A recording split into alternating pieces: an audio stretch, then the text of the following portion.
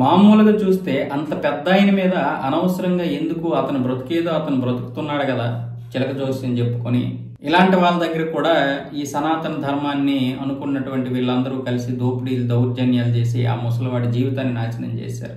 పట్టకూటు కోసం చేసుకుంటుండే అంటున్నారు. కానీ వాడు పట్టకూటు కోసం రాలేదు, మన పొట్టలు కొట్టడానికి వచ్చాడు.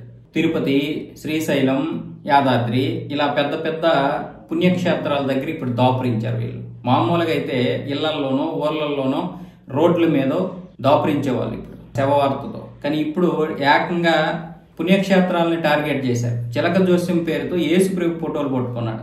చిలక జోస్యం చెప్తా ఉంటారు. చివరికి యేసు ప్రభునేమో వచ్చేసి మధ్యలోకి తీసుకొస్తారు.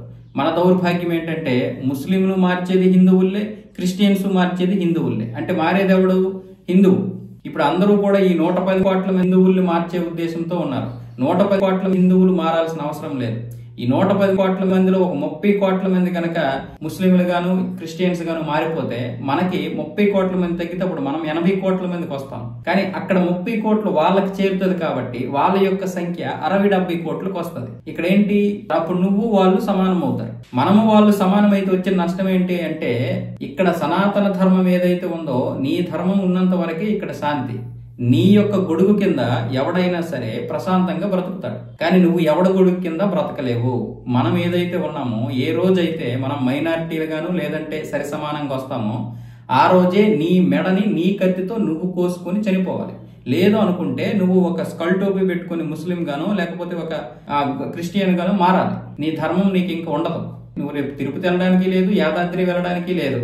అది ఒక పెద్ద చర్చ అయిపోద్ది, లేదా ఒక పెద్ద మసీద్ అయిపోద్ది. వైఎస్ రాజశేఖర రెడ్డి ముఖ్యమంత్రి అయినప్పుడు పెద్ద చర్చగా చేయాలనుకోలేదా? తిరుమలలో 7 కొండల వాడికి 7 కొండలు ఎందుకు, 3 కొండలు సరిపోవనలేదా? ఇప్పుడు రాజశేఖర రెడ్డి పెట్టుకుంటే మనం మాత్రం మరో 2 పర్యాయాలు ఆయన ముఖ్యమంత్రిని చేసేవాళ్ళం కదా. జగన్మోహన్ రెడ్డి మాత్రం చేయలేదా? మన ధర్మం ఎప్పుడైతే ఉంటుందో అప్పటి వరకే అందరూ ప్రశాంతంగా ఉంటారు. మనం 1000కో 2000కో ఈ ఫ్రీ పథకాలకి ఆశపడిపోయి అందరినీ నెత్తినెక్కించుకుంటే అసలు నీ ధర్మమే ఉండదు కదా, నీ బ్రతికే లేదు కదా.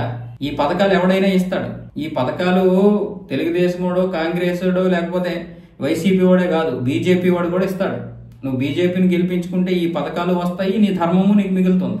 కానీ నువ్వు ఒక బీఆర్ఎస్ నో ఒక కాంగ్రెస్ ను మనం మధ్యలోకి తేకూడదు. ఎందుకంటే కాంగ్రెస్ స్పష్టంగా చెప్పేసింది కాంగ్రెస్ అంటే ముస్లింస్, ముస్లింస్ అంటే కాంగ్రెస్ అని. ఇక బీఆర్ఎస్ ముసుగు దొంగ, అది పక్కా ముస్లిం సపోర్ట్ పార్టీ. ఇక ఎంఐఎం మనకు చెప్పాల్సిన అవసరం లేదు. బీజేపీ ఈ విధంగా మనకి ఎలాగ సపోర్ట్ చేస్తుంది, ఎంఐఎం వాళ్ళకి. ఇక వైసీపీ కూడా ఒక క్రిస్టియన్ పార్టీ. దాన్ని మీరు గమనించుకోవాలి. దౌర్భాగ్యం ఏంటంటే మన హిందువులే కొట్టుకు చేస్తారు. చివరికి జగన్మోహన్ రెడ్డి ఫోటోలు పట్టుకొని అయ్యప్ప స్వాములు కొండకు వెళ్తున్నారంటే ఇంకెంతకంటే దౌర్భాగ్యం ఏముంటది. ఇక ఇలాంటి చిలక జ్యోతిష్యులందరినీ కూడా మనం ఎంకరేజ్ చేసుకుంటూ పెద్ద ఆయన కదా అని అనుకుంటే రేపు భవిష్యత్తులో నువ్వుంటావేమో కానీ నీ పిల్లలు మాత్రం నాశనం అయిపోతారు. కాబట్టి మరొక 30-40 సంవత్సరాల్లో దేశం నాశనం అయిపోతుంది. అంటే వాళ్ళు ఒక పక్క ప్లాన్ తో ఉన్నారు. ఇంత ముసలుడు ఏదో కాయ కష్టం చేసుకోలేకపోతే ఎక్కడో ఇంకో పని చేసుకోవాలి. హిందూ ధర్మం దగ్గరికి వచ్చినప్పుడు, దేవాలయాల దగ్గరికి వచ్చినప్పుడు చిలక జోస్యం చెప్పుకుంటే మనకేం అభ్యంతరం లేదు. కానీ వీడు కూడా మత ప్రచారం చేయడానికి వస్తున్నాడంటే వాళ్ళు మరి ఎంత కసిగున్నారో అర్థం చేసుకోవాలి. పసివాడి నుంచి పండు ముసలి వరకు వాళ్ళు అంతినిగా ఉంటే మనం దాన్ని అడ్డుకున్నటువంటి వాడిని కూడా మనం విమర్శించే పరిస్థితుల్లో మనం ఉన్నాం. నాలా వీడియోలు చెప్పినోడిని తిడతారు, మంచి చెప్పినోడిని తిడతారు, నిజాలు చెప్పినోడిని తిడతారు. అరే వచ్చబోస్తున్నాడు రా అంటే వాడి చూసేది అవుతారు, వెళ్తున్నాడు రా అంటే వాడి బిర్యానీ తింటారు, ఉమ్మేస్తున్నాడు రా అంటే వాడి సమోసే తింటారు. ఇంకా మనల్ని ఎవడు ఆపుతాడు? అయినా సరే మనం చెప్పడం తప్పదు ఇంకా. ఎందుకంటే నా వీడియోలో ఒక 1000 మంది చూస్తే అందులో కనీసం 10 మంది ఖచ్చితంగా పాటిస్తారు. కాబట్టి చెప్పాలి, మనం ఈ ధర్మం గురించి మనం చెప్పాలి. కేవలం వీడియో చూస్తూ వదిలేస్తే అయిపోదు, దాన్ని విడమర్చి చెప్పాలి. మన కుటుంబ సభ్యులకి మనం చెప్పాలి, బయట వాళ్ళకి తర్వాత మన కుటుంబ సభ్యులకి మనం చెప్పాలి. ఇంకా దౌర్భాగ్యం ఏంటంటే ఈ వీడియో చూస్తూనే అదే చూస్తూ అవుతారు, అదే బిర్యానీ తింటారు.